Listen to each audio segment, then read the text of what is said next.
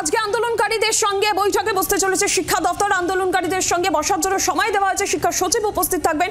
বেলা 1টার সময় এই বৈঠকে ডাক দেওয়া হয়েছে। একেবারে বিকাশ ভবন থেকে চাকরিহারা আন্দোলনকারীদের সঙ্গে অয়ন ঘোষাল আমাদের প্রতিনিধি সরাসরি রয়েছেন। অয়ন, অবশেষে শিক্ষা দপ্তর বসতে চলেছে চাকরিহারাদের সঙ্গে বেলা 1টায়, যেমনটা চাকরিহারারা চেয়ে এসেছিলেন। এখন কি বলছেন তারা? আমরা অয়নের সঙ্গে যোগাযোগ করবো। আরো একবার আপনাদের জানাই, আজকে পর্যন্ত সময় দিয়েছিলেন আন্দোলনকারী চাকরিহারারা। সোমবারের মধ্যে যদি শিক্ষা দপ্তর বা প্রশাসনের তরফ থেকে তাদের সঙ্গে না কথা বলা হয়, তাহলে তারা বৃহত্তর আন্দোলন করবে, এই হুঁশিয়ারি চাকরিহারাদের ছিল। আর এর মধ্যেই গুরুত্বপূর্ণ আপডেট, আজকে শিক্ষা দপ্তর আন্দোলনকারীদের সময় দিয়েছে। বেলা 1টার সময় বৈঠকে ডাক দেওয়া হয়েছে, যেখানে শিক্ষা সচিব তিনি উপস্থিত থাকবেন বলেই জানা যাচ্ছে।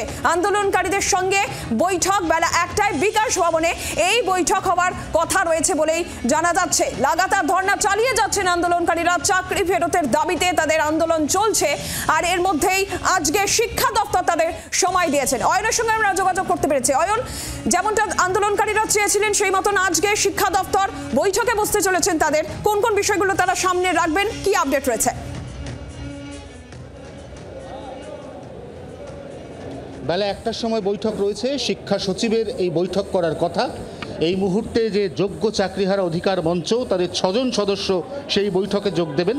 এখনো পর্যন্ত শেষ পর্যায়ের আলোচনা চলছে যে এই 6 জন সদস্য কারা কারা।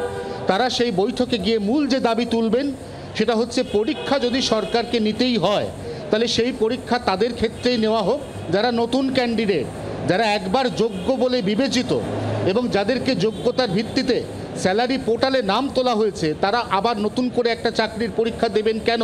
2016 সাল থেকে যোগ্যতার সঙ্গে যারা চাকরি করছেন তাদেরই 2025 সালে এসে নতুন করে আবার চাকরির পরীক্ষায় বসার যৌক্তিকতা নেই।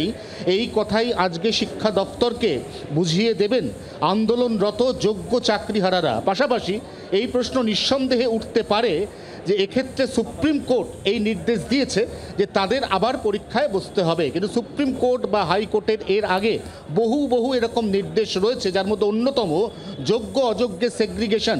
সেটাই যদি না করা হয় তাহলে হঠাৎ করে সুপ্রিম কোর্টের নির্দেশ মানার ক্ষেত্রে রাজ্য সরকারের এত তোড়জোড় কেন, সেই প্রশ্নও কিন্তু আজকের বৈঠকে উঠবে। সব মিলিয়ে ঘড়ির কাঁটা ক্রমশ বেলা 1টার দিকে এগিয়ে চলেছে। অবশ্যই এই বৈঠক থেকে আদৌ কোনো সমাধান সূত্র বেরোয় কিনা বা কি উঠে আসে বৈঠকে আমাদের নজর থাকবে। অয়ন, সঙ্গে থাকো। বেলা 1টায় যখন এই বৈঠক ডাকা হয়েছে, তারই মধ্যে এবার বিকেল 4টে আবার চিন্ময় মণ্ডলকে তলব করেছে পুলিশ। এই চাকরিহারা আন্দোলনকারী, তাদের আন্দোলনের অন্যতম মুখ এই চিন্ময় মণ্ডল, তাকে বিধাননগর উত্তর থানার পুলিশ তলব করেছে আজ বিকেল 4টে।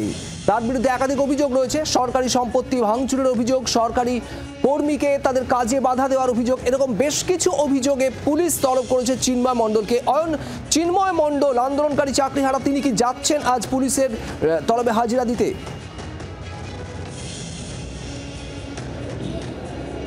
অবশ্যই যাচ্ছেন। তিনি জি 24 ঘন্টাকে জানিয়েছেন আজ বিকেল 4টের সময় একদম নির্দিষ্ট ঘড়ির কাঁটা মেনে তিনি বিধাননগর উত্তর থানায় হাজিরা দিতে যাবেন।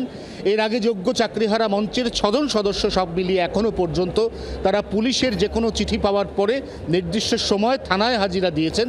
আর চিন্ময় মণ্ডলও যাচ্ছেন এবং তার যেটা বক্তব্য সেটা হচ্ছে, একদিকে তারা সরকারের সঙ্গে তাদের হারানো চাকরি ফিরে পাওয়া তার যে আলোচনা, সে আলোচনা চালাচ্ছেন। তার পাশাপাশি তারা তাদের যে জেস্চার, অর্থাৎ হাইকোর্টের নির্দেশ, এখান থেকে আন্দোলন স্থল পরিবর্তন এবং পুলিশের যে সমন, এই প্রত্যেকটি প্রশাসনিক আদেশ অক্ষরে অক্ষরে পালন করবেন, এমন কথা জানিয়ে দেওয়া হয়েছে চিন্ময় মণ্ডলের পক্ষ থেকেও। শুভদীপ, ধন্যবাদ অয়ন।